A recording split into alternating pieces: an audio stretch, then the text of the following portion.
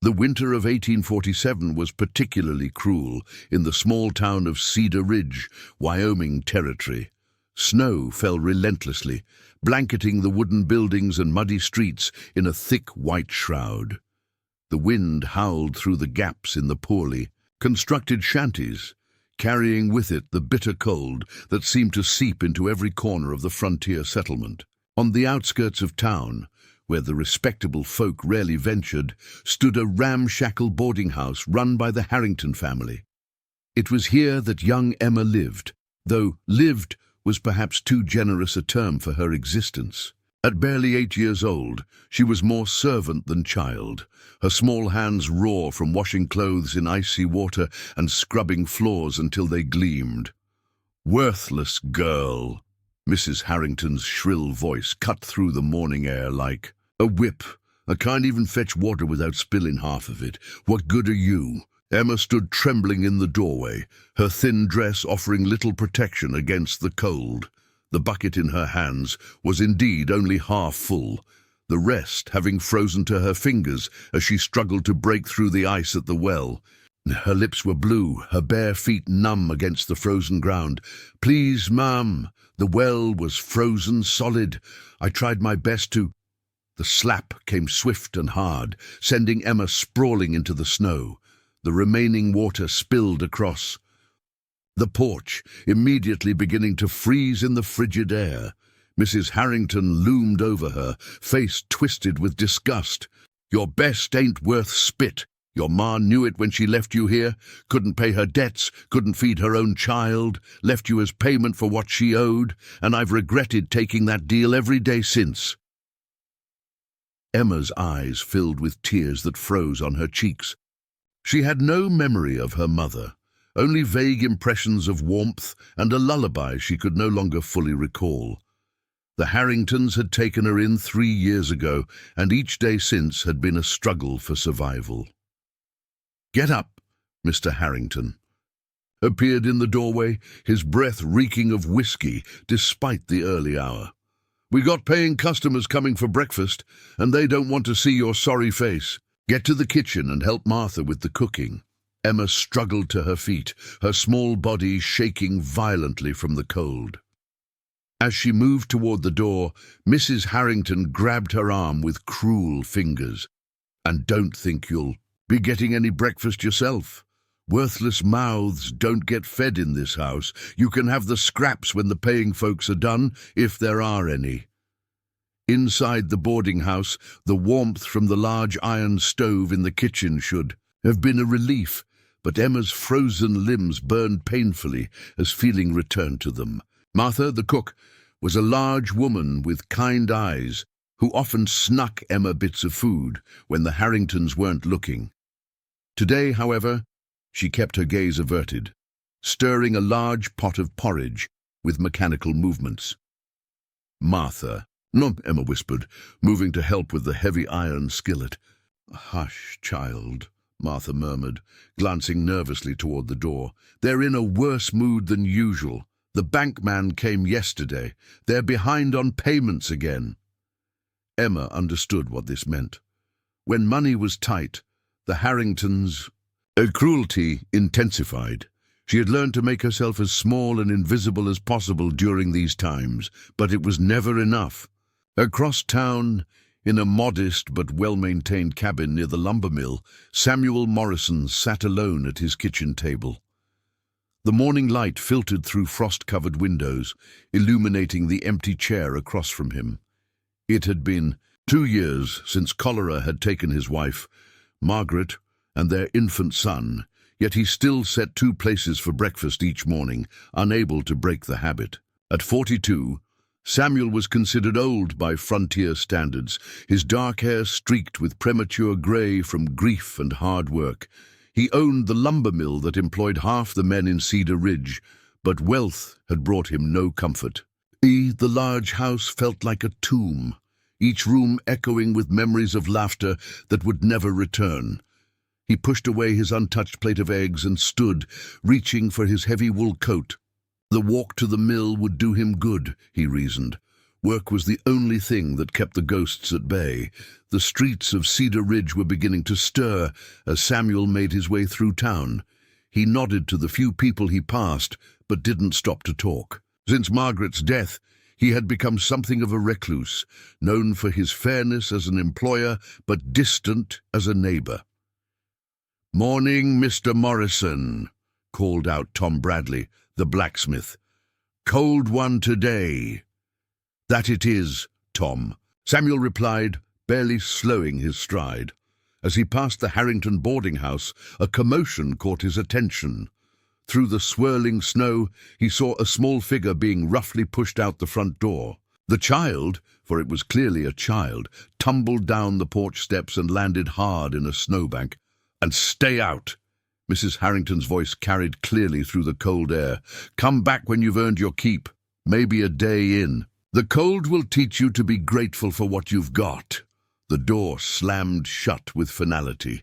Samuel stopped, watching as the small figure struggled to stand. It was a girl, he realized, dressed in nothing but a thin cotton dress and worn shoes that were more holes than leather.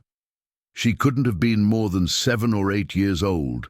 The child stood shivering violently, looking up at the closed door with a mixture of fear and desperation. She raised a small fist to knock, then seemed to think better of it. Instead, she wrapped her thin arms around herself and stumbled toward the side of the house, presumably seeking shelter from the wind. Samuel found himself moving before he'd made a conscious decision to do so. His boots crunched through the snow as he approached the corner where the girl had disappeared.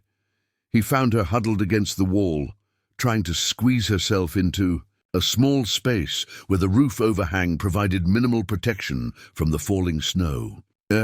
Child," he said softly, not wanting to startle her. Emma looked up with wide, frightened eyes. They were blue, Samuel noticed, the same shade as Margaret's had been. The comparison sent an unexpected pang through his chest. "I'm sorry." "Oh, dear sir," she whispered through chattering teeth. "I'm not supposed to be seen by the customers. I'll move, I promise. Please don't tell Mrs. Harrington." "I'm not a customer," Samuel said, already shrugging off his heavy coat. And I won't tell anyone anything. Here, take this." He wrapped the coat around her small shoulders, nearly drowning her in its warmth. Emma stared up at him in shock, as if kindness was a foreign language she'd never heard spoken. "I can't, sir. Mrs. Harrington will be angry if she sees me with—" "Mrs. Harrington just threw you out into a blizzard," Samuel interrupted, his voice hardening. "I don't think she has any right to be angry about anything." He looked at the child more closely now, noting the bruises on her thin arms, the hollowness of her cheeks that spoke of chronic hunger. Anger, an emotion he hadn't felt in 2 years, began to burn in his chest. "What's your name, child?" "Emma, sir, Emma. I don't know my last name. Mrs. Harrington just calls me girl, or—" She paused, seeming ashamed, "or worthless." Samuel's jaw tightened. He glanced back at the boarding house, then down at Emma, who was still shivering despite his coat. The decision came to him with surprising clarity. "Emma, how would you like to come with me? I have a warm house and a kitchen full of food. You can stay until we figure out something better than this." Emma's eyes widened. "Impossibly. But I belong to the Harringtons. My mama owed them money, and I'm working to pay it off. Mrs. Harrington says I'll be free when I'm 16 if I work hard enough." "No child belongs to anyone," Samuel said firmly.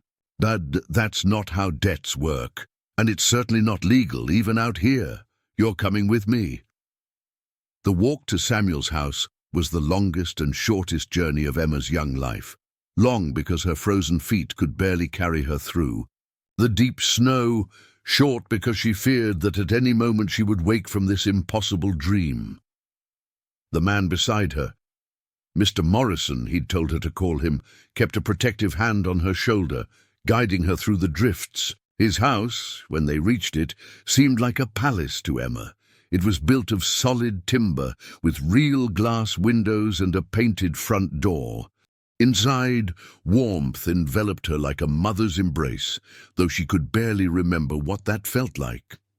"Sit here by the fire," Samuel instructed, guiding her to a cushioned chair near the massive stone fireplace. "I'll heat some water for a bath and find you some proper clothes." "A bath?" Emma whispered in awe. At the Harringtons, she was allowed to wash in the same water the family had used, and only once a week. Samuel paused in the doorway, struck by the wonder in her voice over something so basic. Yes, a hot bath, and then a hot meal. "When was the last time you ate properly?" Emma tried to remember. "Martha sometimes saves me bread from dinner. I had some yesterday, I think." The muscle in Samuel's jaw twitched. He disappeared into the kitchen, and Emma heard the clatter of pots and the pump working. She sat perfectly still, afraid to touch anything, afraid to dirty the beautiful chair with her filthy dress. When Samuel returned, he carried a large pot of steaming water. "The bathing room is through here," he said, leading her to a small room off the kitchen. A metal tub sat in the corner, and he began filling it with hot water. "There's soap on the shelf and towels in the cabinet. Take your time." He left her alone, closing the door softly behind him. Emma stared at the steaming tub in disbelief, and slowly, carefully, she peeled off her threadbare dress and stepped into the water. It was so hot it made her gasp, but gradually her frozen body began to thaw. She scrubbed herself with the lavender-scented soap until her skin was pink, watching in fascination as the water turned grey with dirt. When she finally emerged, wrapped in a towel softer than anything she'd ever felt, she found clothes laid out on a chair, a woman's dress that had been hastily hemmed to something closer to her size, wool stockings, and proper shoes. "They were my wife's," Samuel said quietly when she emerged, swimming in the still too large dress. "I kept everything, never could bring myself to... Well, they're yours now." Emma didn't know what to say. She stood in the doorway, clean and warm for the first time in memory, wearing clothes that smelled faintly of rose water and cedar. "Come," Samuel said, his voice rough. "I've made breakfast." The kitchen table was laden with more food than Emma had seen in months. Eggs, bacon, fresh bread with butter, porridge with cream and sugar. Her stomach cramped painfully at the sight. "Eat slowly," Samuel cautioned, seeing her hungry gaze. "Too much too fast will make you sick." Emma forced herself to take small bites, though every instinct screamed at her to devour everything in sight. Samuel sat across from her, sipping coffee and watching her with an unreadable expression. "Now then," he said, when she'd eaten as much as her shrunken stomach could hold, "we need to discuss what happens next. The Harringtons will come, looking for you." Fear flashed across Emma's face. "They'll be so angry. Mrs. Harrington said if I ever ran away, she'll do nothing." Samuel interrupted firmly. "Emma, what they've done to you is wrong. It's not legal to keep a child as payment for debt. That's slavery, and it's been outlawed even in the territories. But my mama, your mother may have owed them money, but that debt died with her. Or when she left, it certainly didn't transfer to you." Samuel leaned forward. "I'm going to speak with Judge Patterson. He's a fair man. We'll get this sorted out properly." Emma's eyes filled with tears. "Why are you being so kind to me? I'm nobody. I'm worthless." Samuel's face darkened. "You are not worthless. No child is worthless. And as for why..." He paused, seeming to struggle with the words. "My wife and I always wanted children. We had a son, briefly. He lived only 3 days. Margaret never recovered from the birth, and the fever took her soon after. This house has been empty of laughter for too long." He stood abruptly, as if embarrassed by his confession. "For now, you're safe here. We'll take things one day at a time. The morning passed in a blur for Emma. Samuel showed her to a bedroom, her own bedroom, with a real bed and clean sheets and a window that looked out over snow-covered pines. He brought her more clothes. Books, see, even a doll that had belonged to his wife as a child. I need to go to the mill for a few hours, he told her. Will you be all right here alone? Emma nodded, though the thought of him leaving terrified her. What if this was all a dream? What if the Harringtons came while he was gone? Samuel seemed to read her thoughts. I'll lock the door behind me. Don't open it for anyone but... And there's food in the kitchen if you get hungry, and wood by the fireplace. I'll be back before dark. After he left, Emma wandered the house like a ghost, touching things gently, still unable to believe this was real. She found a daguerreotype on the mantel, Samuel, younger and smiling, with a beautiful woman in a wedding dress. Margaret, she assumed. The woman had kind eyes. I'll try to be good, Emma whispered to the image. I promise I'll work hard and earn my keep. I won't be worthless here. As the afternoon wore on, exhaustion overtook her. She curled up in the chair by the fire, wrapped in a soft blanket, and fell into the first peaceful sleep she'd had in years. She woke to the sound of angry voices outside. Her blood turned to ice as she recognized Mrs. Harrington's shrill tones. I know she's here, Morrison. That ungrateful brat belongs to me, and I'll have the law on you for stealing her. The only one who'll be dealing with the law is you, Mrs. Harrington. Samuel's voice was calm, but carried an edge of steel. Judge Patterson would be very interested to hear about your illegal arrangement. Illegal? Her worthless mother owed us $40. That girl's labor is the only payment we'll ever see. Odie, then consider the debt paid, Samuel said. Here's $50. That's 10 more than you claim you were owed. Take it and leave, and we'll say no more about this. There was a pause. Emma held her breath. This ain't over, Morrison. And Mr. Harrington's voice joined his wife's. That girl's nothing but trouble. You'll see, she's worthless, just like her mother was. You'll be begging us to take her back within a week. I doubt that very much. Now get off my property before I have Sheriff Coleman escort you off. Emma heard footsteps retreating, followed by the slam of a wagon seat and the crack of a whip. Only when the sound of horses faded did she allow herself to breathe. The door opened, and Samuel entered, his face grim but determined. He saw her huddled in the chair, and his expression softened. It's all right, he said gently. They're gone. They won't bother you again.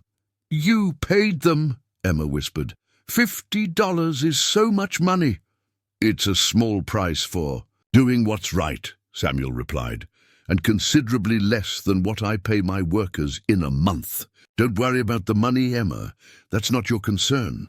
He moved to the kitchen, and Emma followed, watching as he began preparing dinner with practiced movements. Can I help? She asked timidly. Samuel smiled. The first real smile she'd seen from him.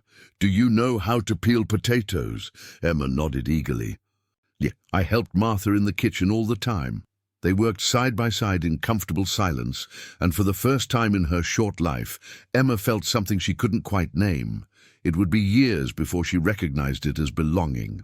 But the weeks that followed were a revelation for both Emma and Samuel. The child who had arrived frozen and starving began to bloom like a flower in spring.